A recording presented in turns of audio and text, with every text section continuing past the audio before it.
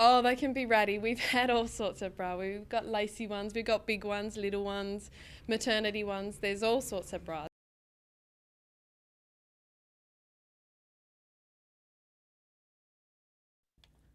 According to the National Stroke Foundation, the number of deaths from heart attack and stroke could be reduced with improved GP-patient discussion.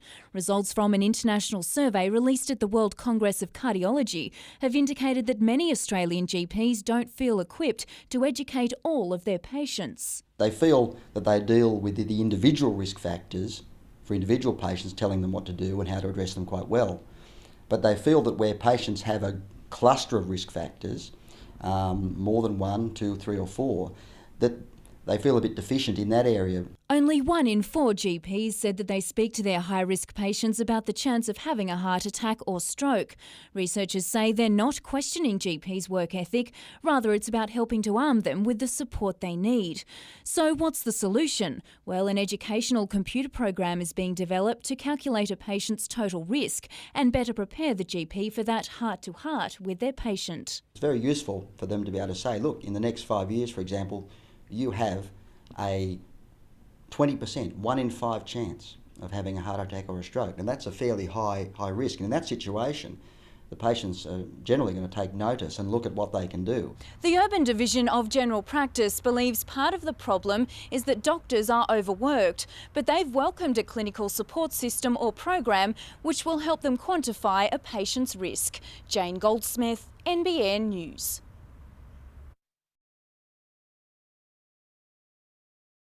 In front by 3 lengths, Johann's Toy. Here comes the favourite now. She's knuckling down to her work. She's reeling in for Demas. For Demas still in front. Johann's Toy's got her, and class prevails. Johann's Toy draws away to beat for Demas. Frisco's last third. And then Life's Best, Chili Trick, Beautiful Dragon, Barberton and Bit of Knowledge brought up the rear.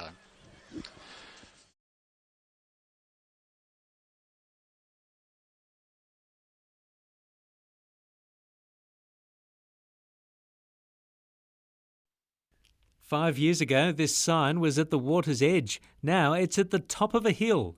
As the Hunter enters another year of drought, the water level in Glenbourne Dam near Scone has slipped to around 30%.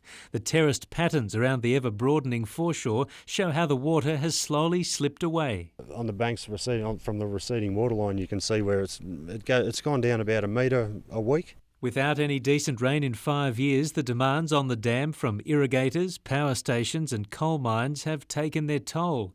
Turn-of-the-century farmhouses, submerged since the dam was built, are now high and dry. They've been underwater for just over 30 years now, so they're a little bit knocked around, but they add to the scenery. But the lack of water hasn't deterred one local from starting a new business. Adrian Westcombe is hoping another long, dry summer won't claim too much of Glenbourne's precious water, which is vital to float his holiday houseboat operation. At the moment, the way it is, I hope it rains, State Lands Minister Tony Kelly today announced that the local board entrusted with managing the Lake Glenbourne State Park has been sacked and an administrator appointed to better manage the dam and its surroundings.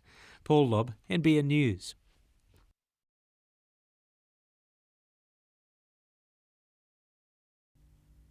Game 3 and more headaches for coach Nick Theodorakopoulos. With Colombian import Milton Rodriguez yet to arrive and Joel Griffiths suspended, the Jets' mentor has Tolgay Osbay penciled in to start up front. After finding the net against Queensland, Mark Bridge is confident the Jets will hit the target in Adelaide. We're not playing unattractive football, we're actually playing well. It's just frustrating that we're not winning games. One positive has been the response from Paul Ocon, following 2 disastrous mistakes in the loss to the Raw. He's too experienced, and if I go in as a coach and try and be negative towards what's happened, of course I'm going to have a senior player not mentally right for the match. Ben Kennedy remains the team's only keeper following the 11th hour collapse of the Jess Van Stratton deal. The club will hold a meeting on Monday to consider possible replacements. Absent from training this morning to attend the birth of his first child, Nick Carr will rejoin the squad on Friday. Tariq Elrich earns his first call-up, with Job Wheelhouse and Jade North unavailable. Elrich will also join Jets trainee Troy Hearfield in the Young Socceroo squad that will compete in a four-nation tournament in Malaysia next week. That's another honour, and first have focus on the game this weekend and then we'll worry about the under-20s. Mitchell Hughes, NBN News. The North Stars' win in the Australian Ice Hockey League final surprised everyone, except those with an inside knowledge of the team. Fourth at the end of the regular season, the Newcastle side thumped Melbourne in the semi-final before skating rings around Adelaide in the decider. Team management says a healthy mix of experienced locals and skillful imports proved the difference. We bring out a very good quality of ice hockey player in Australia. They've all played pro.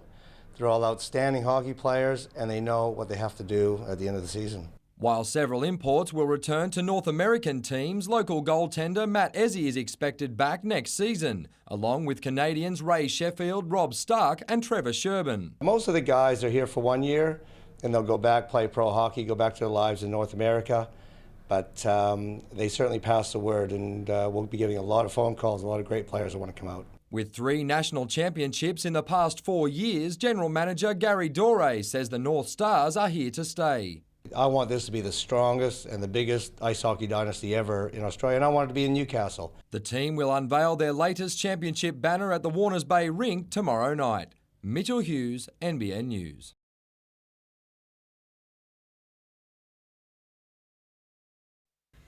When the chaos subsided, there was plenty of curiosity.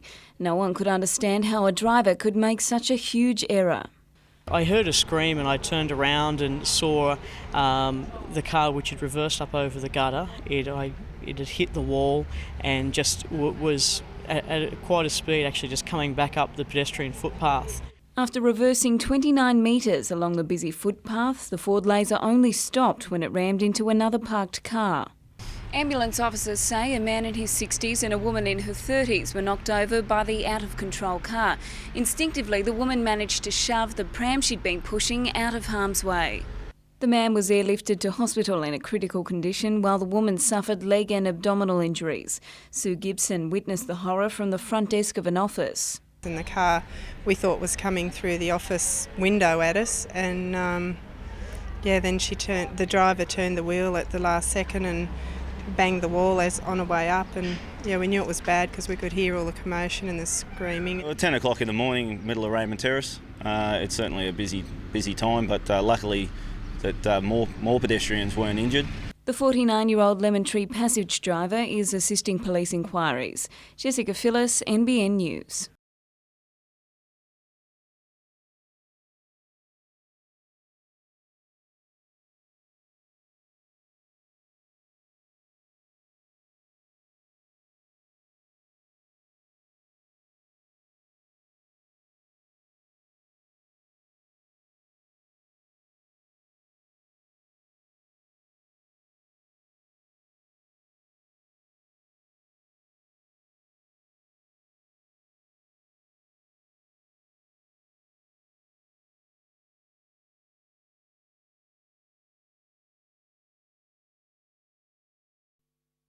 This burnt-out room is a chilling reminder of how close Marie Burchard came to death. She was in her bedroom when her cat knocked over an oil burner, which immediately set an adjoining room on fire.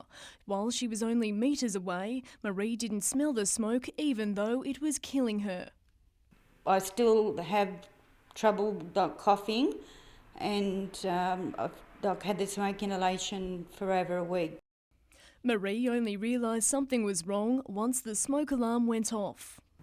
When the alarm went off, I jumped up and all I could see was black smoke. So I made me way to the door of this room, closed it, got on the floor, rang up 000. She hopes her story will motivate people to install smoke detectors. And I want to get the message to other people in private rentals to have their wired smoke detectors put in as soon as possible. Firefighter Tim Brown says each year lives are lost simply because people don't have working alarms. Between 2000 and June 2005, we had 144 fire-related deaths, and our fire and research unit research shows that 1/3 up to a half of those deaths could have been avoided if they had operating smoke detectors. Madeline Bond, NBN News.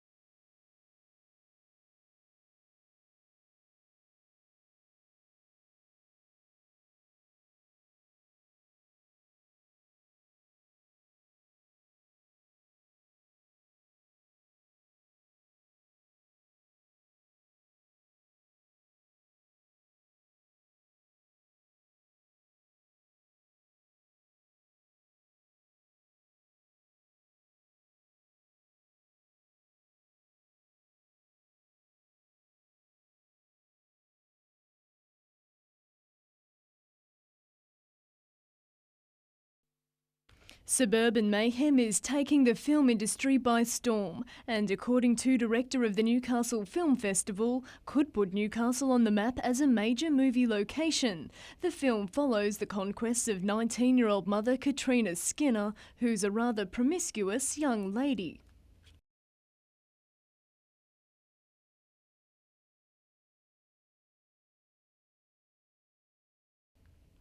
But while she's not the most respectable lass, the love she has for her family is undeniable. Well, except for her father. She gets it into her head that she needs to murder her father to save her brother from prison. So it's about Katrina recruiting one of her boyfriends to kill her dad. Incredibly and perhaps disturbingly, the film was inspired by real events. I think it just comes from a deep-seated, borderline sick fascination with true crime. Suburban Mayhem was shot entirely on location in Newcastle and will be screened at the Newcastle Short Film Festival. Bringing the film back to Newcastle, where it all started, where it was filmed. Madeline Bond, NBN News.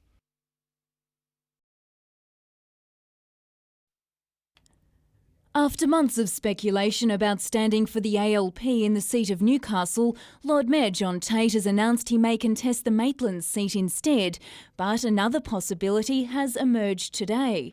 The other option is to run as an independent for the seat of Newcastle, and in doing that I would be seeking to make a difference. Meanwhile, Maitland Mayor Peter Blackmore, who is holidaying in wind-blown Port Stephens, has today criticised the Labor Party for being disloyal to its sitting member for Maitland, John Price. The ALP has been courting the likes of former Knights player Tony Butterfield, along with John Tate as the candidate for Maitland.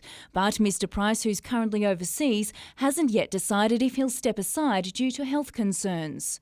I would have hoped that the Labor Party would have treated long-serving members a lot better than what they have. I mean, John has been a local member for 24 years and I mean, I think that is the greatest disappointment of all times. As for Mayor Blackmore, he says he may stand as an independent in Maitland, but like John Tate, it all depends on John Price's decision. I have no intention, if I was elected, to be sitting in a party room to be told which way I was going to vote. The region needs the support of people who are prepared to stand up and fight for the local people and not just for the party. Jane Goldsmith, NBN News.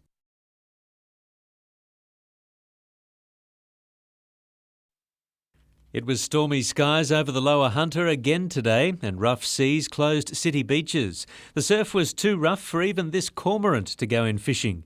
It was looking good for this fisherman though until his catch got away. The pounding seas have scoured sand off Nobby's beach, leaving a small cliff of erosion.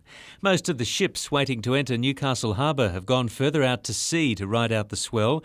Those that remained close to shore ran their engines slowly ahead to take the strain off their anchor chains. Waves crashed over the Nobby's breakwall, while at the bogey hole even the safety chain was in danger of being washed away. People spent part of their day gazing at the powerful waves crashing ashore, and it'll still be windy over the weekend, but the Weather Bureau expects conditions to gradually ease by early next week. Paul Lobb, NBN News.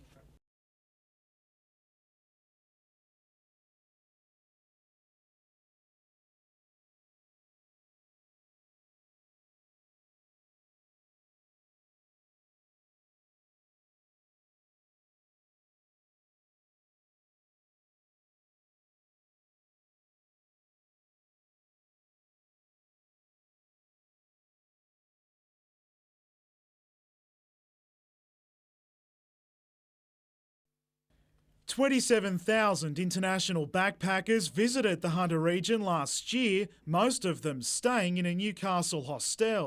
We started off in Sydney and we're going to be heading up the east coast. We do fruit picking up the coast, and so it's our first stop here. And a popular stop too, very much thanks to Newcastle's 3 hostels, a contribution deemed outstanding at the Hunter Regional Tourism Awards. It's nice to see it finally recognised as a serious contributor to the economy, local economy. Each person we get through the door is like a salesperson. Each year the numbers grow. Word of mouth worth $16 million to the economy. I'd definitely say this is probably the top hostel I've been in. It's one of the biggest and nicest, very clean and quite reasonably priced as well. As for deluxe accommodation, that honour went to Newcastle's Crown Plaza Hotel, while Harrigan's at Hunter Valley Gardens was named Best Provider of Standard Accommodation. Overall, 17 awards were issued, with Blackbutt Reserve recognised in the ecotourism section, while West's won Best Registered Club. Adam McKilrick, NBN News.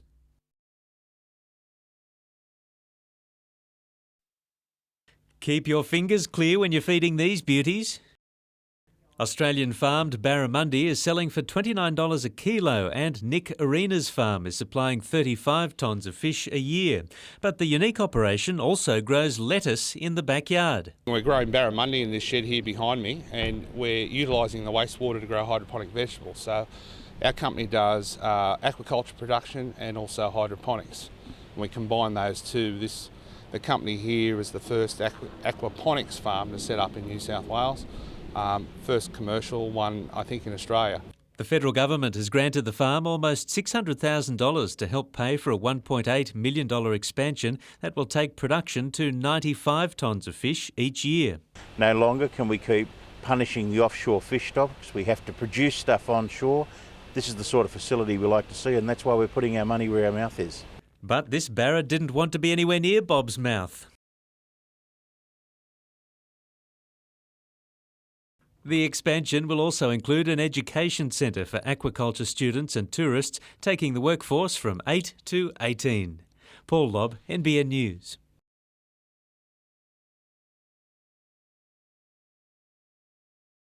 Believe it or not, fans who didn't have reserve seating lined up from the early hours of this morning to make sure they were the first through the gates and claim their patch for tonight's semi-final.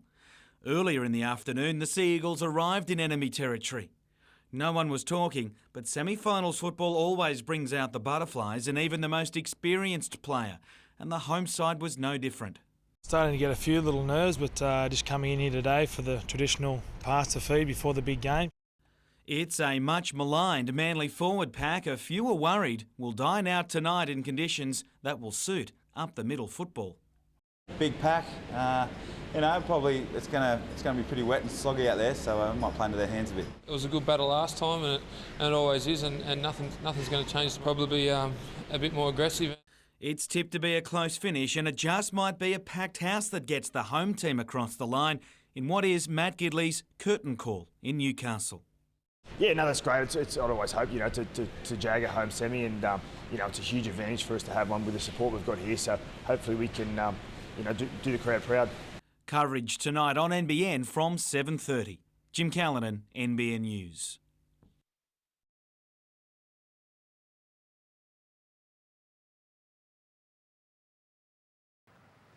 Well, week one of the semi-finals, can't wait for the kick-off. 4 games over the weekend, and out of those 4 games, I am confident that the Storm will take on Parramatta in Melbourne, will win and eliminate the Eels. But the remaining 3 games will be dire struggles. The second place Bulldogs up against the 7th position Raiders will be closer than it looks. The Bulldogs' form is still patchy despite their victory last week. They need the momentum of Big Willie's return this week. Now the Raiders, they got them in round 14, 28 points to 26 at Telstra Stadium, where the Raiders have a very good record. The Broncos and the Dragons at Suncorp Stadium has the Broncos starting at slight favourites, but the Dragons again have a good record against them, winning their last 3 in a row, including 2 at Suncorp itself. But the Broncos have finally started to click in attack. Hodges in good form, Berrigan at hooker adds an option, and Lockie's been much more selective in his attacking display. With the return of Joey Johns for Newcastle and Ben Kennedy for Manly, I think tonight's game, without a doubt, is the pick of the round. It's a sellout, the rivalry, it'll have it all. Manly will look to its forward strengths, led by Ben Kennedy. Stewart at fullback for Manly also is lethal. While for the Knights, Johns and Gidley halves combination with Mullard to be injected throughout the game is a good option. But it's the physical domination that will be the main battle here. You'll see a tangible lift in intensity that will see this game go right down to the wire with every point counting. Now, if that's the case, the Knights do have an advantage because Joey Johns is kicking at 80% and Matty Orford at the moment only converting them at 71.4. Now, just for the record, I am tipping the Knights tonight. Saturday, it'll be the Broncos and the Bulldogs, and Sunday, it'll be the Storm to get up. Enjoy the first week of the semi-finals. I'll catch you next week.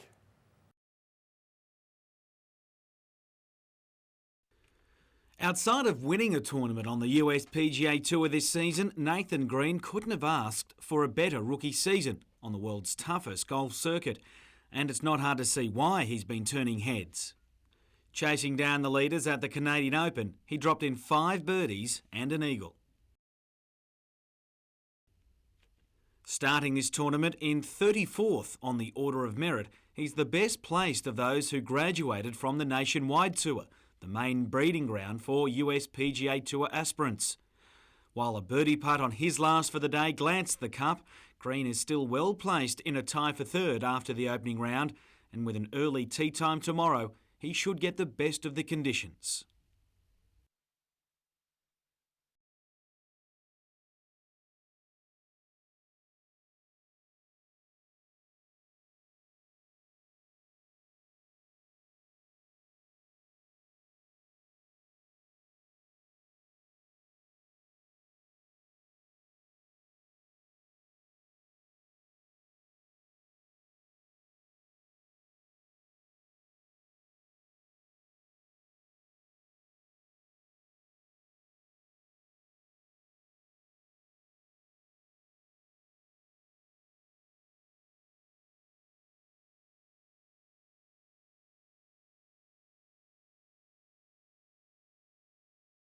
Surprisingly, neither Newcastle nor Adelaide has won a game so far this A-League season. The Jets' injury problems and player availability issues are well documented, but it will count for little tonight in Adelaide. Just how much Nicky Carl feels like playing football after the birth of his son and early morning flights to reach Adelaide today is hard to say, but it's safe to say he'd love to celebrate it with a win. The Black Diamond Cup is on the line tomorrow at Newcastle's #1 sports ground, so long as the weather butts out. Ground staff have been working tirelessly to remove water and prepare the field for local AFL's big day out, but say any large downpour overnight could hinder things tomorrow. The Cardiff Hawks are out for a hat-trick of titles against the Newcastle City Blues in what is their 6th straight appearance in the decider. It's a big day out too for Newcastle City, who are in all 3 grand finals tomorrow, with the earlier games in most danger if there is heavy rain tonight. Meanwhile, University takes on Wanderers in Newcastle and Hunter Rugby Union's preliminary final tomorrow. The students have their fair share of injury problems and meet the Premiers for the chance to take on the Waratahs the following weekend in the grand final.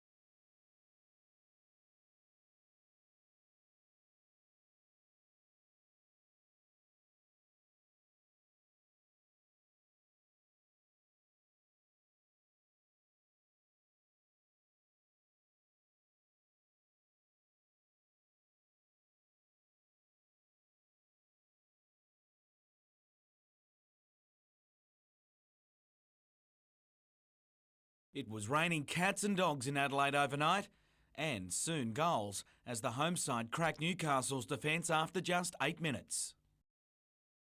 Fernando Rec getting around the Jets' last line. The second was as unusual as it was stunning. Ross Aloisi's thunderbolt missing only by the width of the post, while the follow-up header didn't look like a goal until it was. A third set piece and a third goal in less than 30 minutes. Newcastle had to score next to have any hope, and Mark Bridges' second goal in as many games gave that glimmer early in the second half. Just as a comeback was launched, the Jets crashed back to earth. It summed up what was a miserable night, but it wasn't over yet. Adelaide tapping in another soft goal to blow it out 5-1. Their first win of the season. Newcastle still to get one after round 3.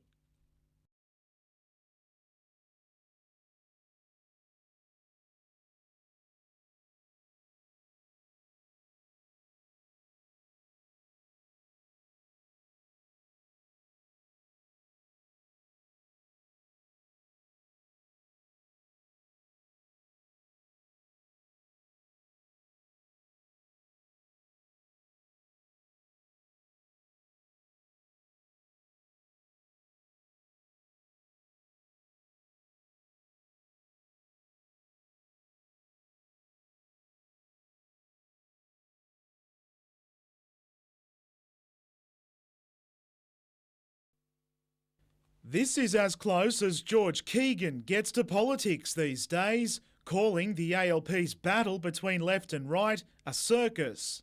It's unfortunate that it has, but maybe it'll open a door for a bit of fresh air to blow into Newcastle. The former independent MP lost his seat to Labor's Bryce Gaudry in 1991. He's welcomed change but says Jody McKay could better serve Newcastle as an independent. It looks all good and rosy right now, but at the end of the day, political reality is the party is the party and they're the boss. The ALP National Executive will vote on Thursday on whether Jody McKay will represent Labor at next year's state election instead of Bryce Gaudry. The sitting member knows the numbers are stacked against him but won't concede just yet. Well, I'm passionate about it, but this is a kangaroo court. The vote has already gone 5-16 for the move to have a pre-selection. Has the thought of becoming an independent entered your mind? No, it has not. He says becoming Newcastle Lord Mayor isn't an option either, although with John Tate now in the mix, there could be a vacancy. The Hunter wants more, Newcastle wants more, prepared to work for it, but we need to be noticed in a greater way than we have been. Adam McKilrick, NBN News.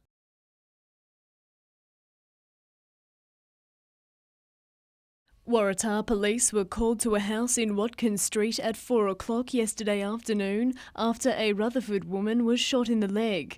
Nearby residents were evacuated and the street blocked off as a standoff developed between the officers and a 47-year-old man inside the house. Negotiations were taking place when, according to witnesses, another shot was fired. The man was discovered dead inside the house at 9:15 last night. Newcastle police have now formed an independent critical incident investigation team to examine the handling of the situation by the Waratah officers. The 45-year-old woman has undergone surgery at John Hunter Hospital and is reported to be in a stable condition. A report on the man's death is being prepared for the coroner. Madeline Bond, NBN News.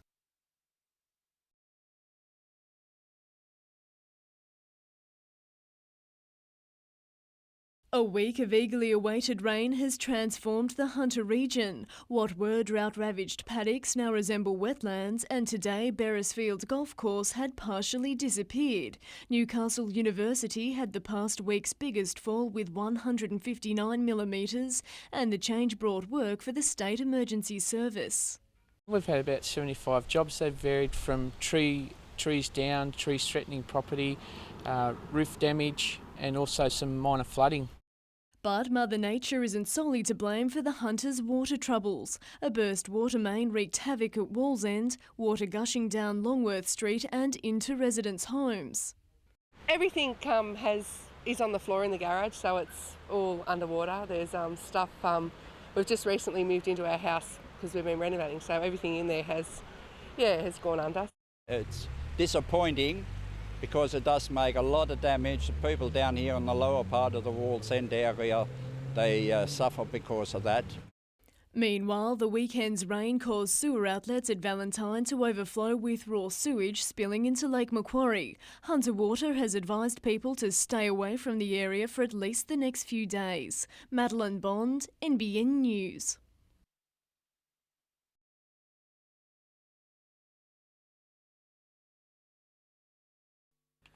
It's the talking point of the weekend. Danny Medeiros' tackle on Manly's Michael Robertson. Certain to draw a charge tomorrow from the league, Medeiros' club is well on its way to building an argument to defend him. Steve Simpson is at long odds to back up as well, given his shoulder injury. While it's the surgeon's knife for the luckless David Siege, he requires a second knee reconstruction in as many years. All the boys are feeling for Siege at the moment. Thoughts too as to where the teenage 5'8" will now play, given his first finals performance. I'm trying to keep him on the bench, but he keeps saying, you should pick me at 6, I think. But, it's a good situation to be in. It is when you consider Kurt Gidley's form after being thrust into fullback, a spot he may just remain at. I haven't played a game like that for a while, so it's good to, I set myself high standards. Newcastle's team to play Brisbane is named on Tuesday.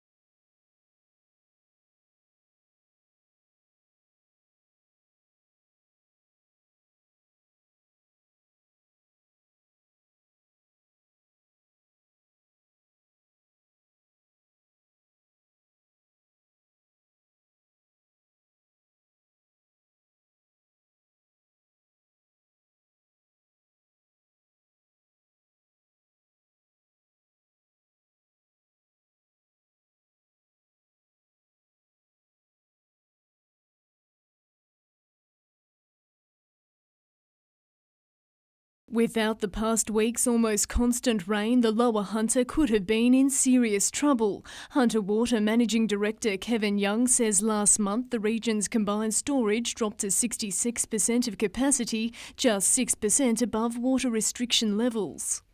We got over 100 millimetres of rain across the catchment, and we're at 77% at the present time, and we're increasing about 1% a day. So we expect by the end of next week we'll be up to about 85%, and that will be really good for the area. In fact, so much rain has fallen that for the first time in 12 months, all pumps at the Ballykeera pumping station are operating. The pumps collect water from the Williams River and deposit it into the Grahamstown Dam, which supplies drinking water to around 210,000 people. We've got 6 pumps running in Ballykeera at the moment, pumping about 1,400 million litres a day into our storages. After today's rain, the Grahamstown Dam is 78% full, while the Chichester Dam is overflowing. And with the Tomago sandbeds now 68% full, there should be no need for water restrictions this summer. Madeline Bond, NBN News.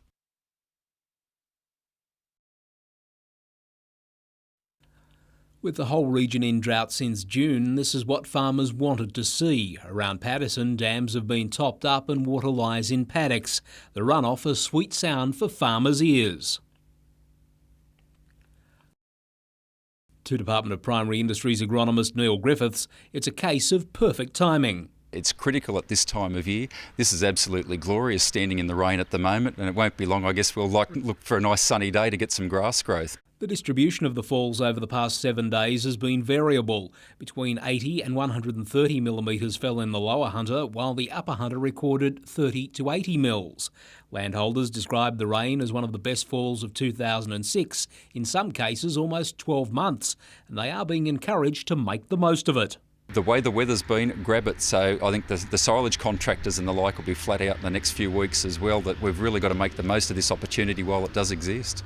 Prospects for the Hunter's next wine vintage have also improved, the rain easing recent concerns about the early growth of the grapes and severe restrictions on water available for irrigation. Gary Blair, NBN News.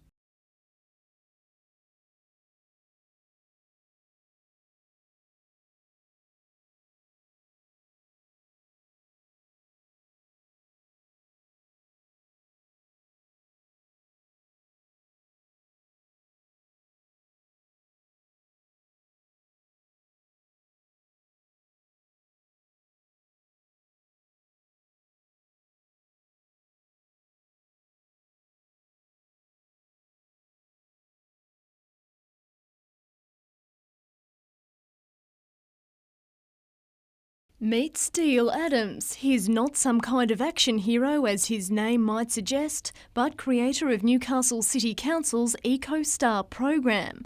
He's spent the past 18 months fitting 54 Newcastle parks, 6 beaches and 7 pools with energy and water-saving devices as part of the environmentally friendly program. So far, from our 12-month figures, we're looking like we're having a 30% reduction at each site on average. Steele has also provided EcoStar on-the-job training for other staff members. We're going out, we've replaced conventional electric hot water systems with solar heat pump hot water systems, so to really reduce the energy consumption there. We've also gone out and done lighting control. Last week, his contribution to the region was recognised at the New South Wales Training Awards when he was named Trainee of the Year ahead of contestants from right across the state. There were 5 other girls against me and doing a range of really good stuff. And I wasn't 100% confident, but I suppose I pulled it off on the night, so I was very happy. Madeline Bond, NBN News.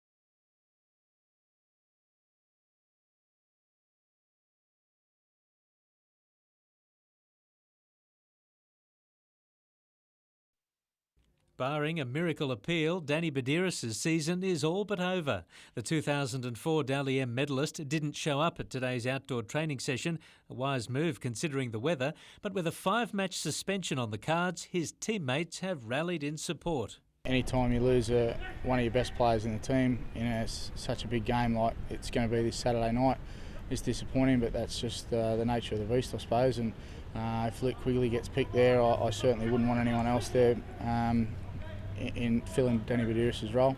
Quigley is tipped to stand in and says he's up for the challenge. I'd love the opportunity. They're just really looking forward to it, and if Hager was to give me a call, I'd go out and do my best. The Knights have until midday tomorrow to enter a plea to Badiris' dangerous throw charge, but today's session was very much focused on the club's next game. I'm looking forward to the game against Brisbane for sure. They've got a great pack of forwards, and I think that's obviously where it's going to be won and lost. I think all the semi-finals over the weekend have proved that if whatever forward pack gets on top, they're going to go a long way to winning the game. Paul Lobb, NBN News.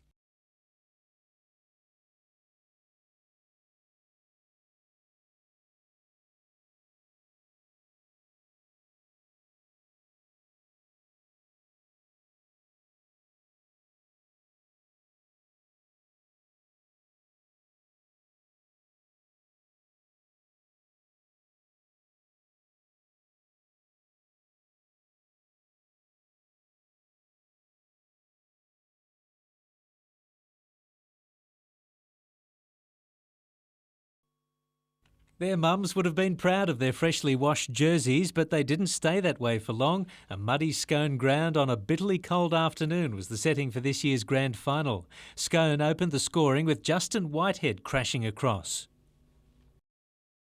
Then a Scott line set-up was finished off by Daniel Ritter for Scone's second. It was a dirty match in more ways than one, and Singleton was on the receiving end. Jamie Garland went down in pain after he was hit in the neck by Aaron Watts. Scone's Daryl Rando unleashed a rotten high shot. Luke Holes had his head slammed into the ground by Sandy Latisse, and then Jamie McWilliams was given a facial massage, which resulted in John Johnson arguing with the ref and Scott Pennell being sent off. Singleton's try came in the second half, with the number 15 Brad Schultz getting over. But the day belonged to Scone, Scott Lyon putting into words the feelings of the team. These are the best bunch of blokes I've ever played footy with. There's no bloody way I'm going anywhere else.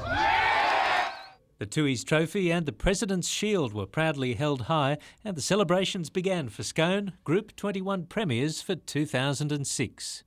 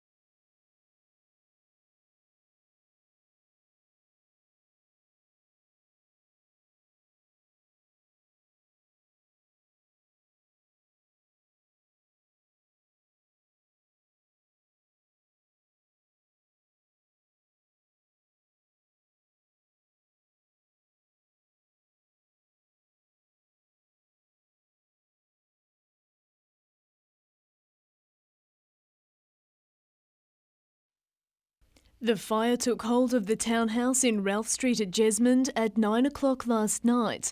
It took firefighters 2.5 hours to bring the blaze under control, but not before it had destroyed the premises. The two women were in their bedrooms when they realised the house was on fire. One jumped from this balcony to escape the blaze, while the other was forced to jump out of a top-storey window. One was taken to hospital suffering from leg injuries, while the other was treated at the scene for minor smoke inhalation. The complex owners Omar Nasser and Paul Shalhoub today surveyed the damage. It's been bad and terrible, you know. It's good the girl's still alive. The townhouse was not fitted with a smoke alarm, its owners saying they plan to install one after the women moved out next week. And I wait for put it. And that's come bad luck. Forensic police today assessed the damage, trying to pinpoint where the fire began. Police believe the blaze may have been accidentally started by candles left burning downstairs. However, they haven't officially determined the fire's cause. Madeline Bond, NBN News.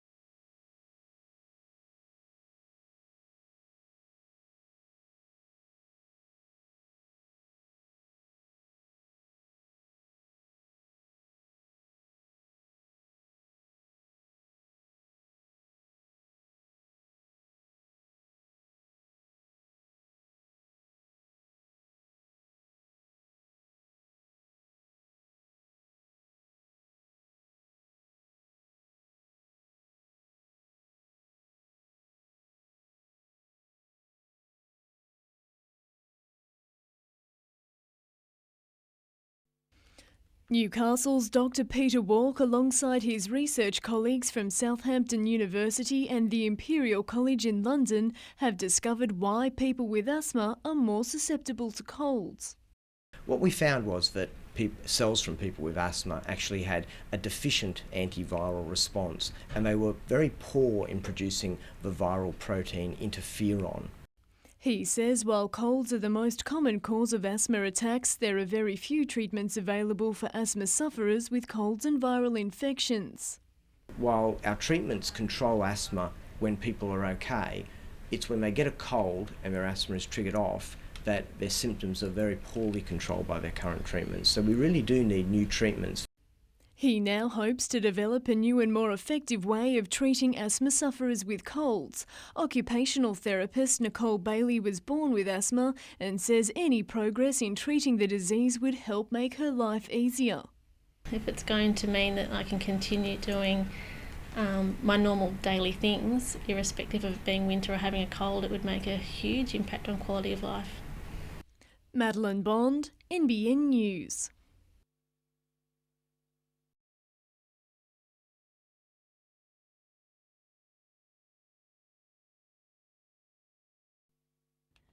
"23-year-old Simon James works full-time and, like the majority of his mates, still lives in the family home.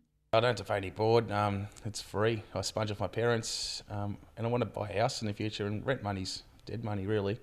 Demographer Bernard Salt says Simon is one of thousands now known as a kipper. That's the acronym for Kids in Parents' Pockets, eroding retirement savings. You live at home, you have free meals, free board, free laundry, free access to the family car. Why would these kids ever leave home? But according to Mr Salt, it's partly the fault of the baby boomers, who are often well off, generous and spoil their children. Baby boomers like to complain amongst themselves about their 20-something kids living at home and the fact that they won't leave and whatever. But I think that deep down they actually like it. They like being at the centre of attention. During his presentation to the Newcastle Business Club today, Bernard Salt also had some handy hints for single people, with census statistics providing insight into the hunters' demographics. Ladies, if you're looking for love, it seems North Lambton is the place to be. It has the highest proportion of men to women in the Hunter Valley. Meanwhile, for the men, it's Mayfield with the highest number of women to men.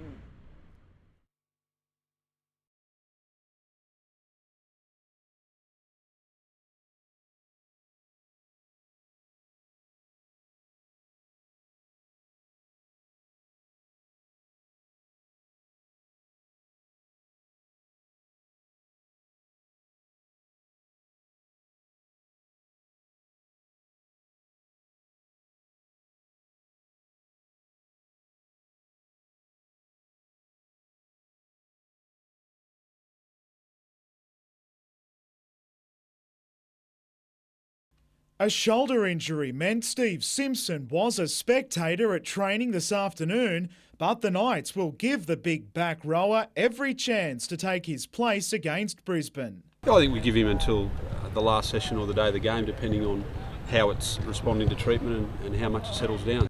In the meantime, Daniel Abraham and Todd Lowry are on standby, while as for the hooker role, Luke Quigley steps in for Danny Badiris. He knows what's required of him. He's played with blokes like Andrew Johns before, and we've got no doubt he'll get the job done this week. He's full of enthusiasm and tenacity, and the boys all love playing with him. And Matt Gidley's brushing up on his descriptive words, set to play chief negotiator with the referee on Saturday night if Simpson's ruled out. Well, I haven't had to say too much this year.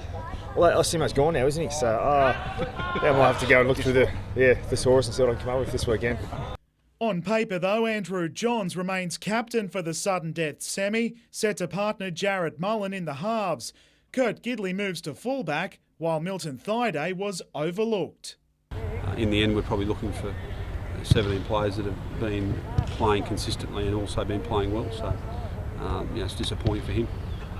Adam McIlwright, NBN News.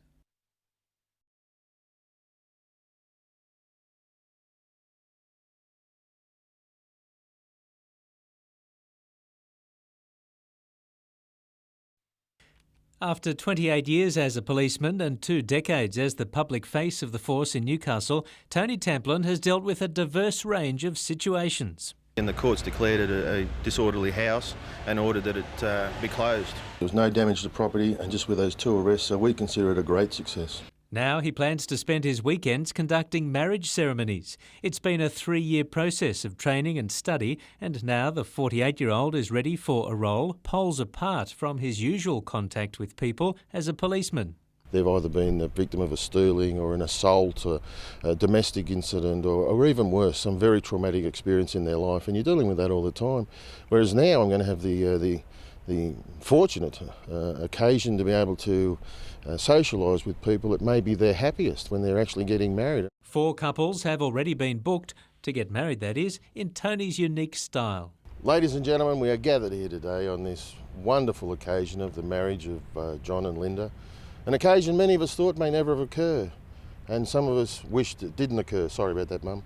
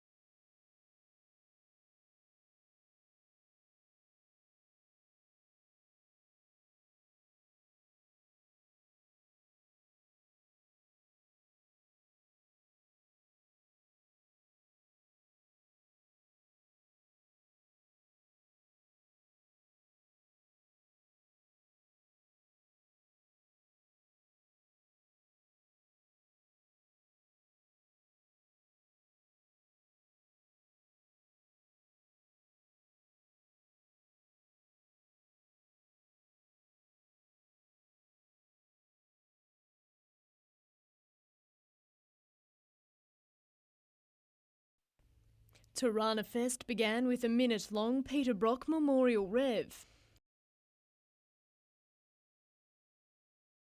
70 cars, including 2 replicas of Brock's race cars, were on show. The event began 14 years ago in response to a dare by a local radio DJ who was sick of copping flack for owning a Volkswagen. And he said, well, if all of you own other cars, I bet you've all got Tiranas. So he challenged everybody with Tiranas to meet him down here. And that's how it started. Money raised at Tirana Fest goes to the Hunters Ronald McDonald Beach House. Meanwhile, another Chromefield fundraiser was underway at Raymond Terrace. Crowds clustered around 200 of the biggest, brightest and meanest street machines the Hunter has to offer. A bevy of Butte utes, some seriously brazen custom paint jobs, a dancing car and even a car fit for a pharaoh were entered in the inaugural show and shine. The charity show raised around $5,000 for Transplant Australia, a cause close to the organisers' heart. My mum is a transplant patient and I would like to have donated something back for their services, well, their way of helping her when she was in need. Madeline Bond, NBN News.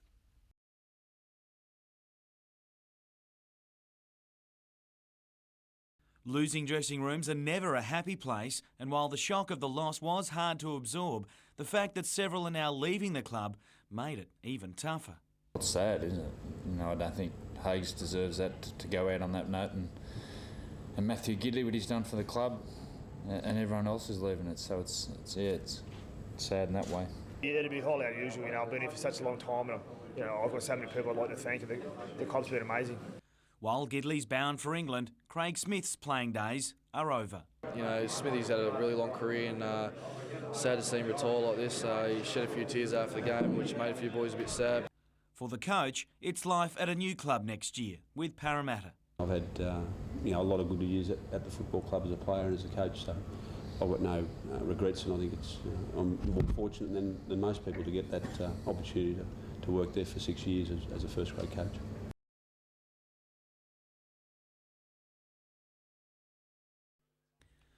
The arrival of Colombian striker Milton Rodriguez has been the only highlight of a dismal start to the season for the Jets, and he found himself on after just 20 minutes today. But Newcastle's main problems have been in defence, and things changed little today. Paul Ocon felled David Drilic in the penalty area, and Steve Corica made them pay the ultimate price. The second had another soft look about it, as Drilic nabbed one for himself. Enough to sap Newcastle's already fragile confidence. Their fortunes were revived a minute before half-time, when Rodriguez finished in style. And you felt he wasn't the only one thanking the football gods. When he beat Clint Bolton for a second, you wondered if his debut match could get any better. A foul-mouthed Steve Corica didn't see out the match, while Matt Thompson could have won it at the death. The draw lifting Newcastle off the bottom of the table.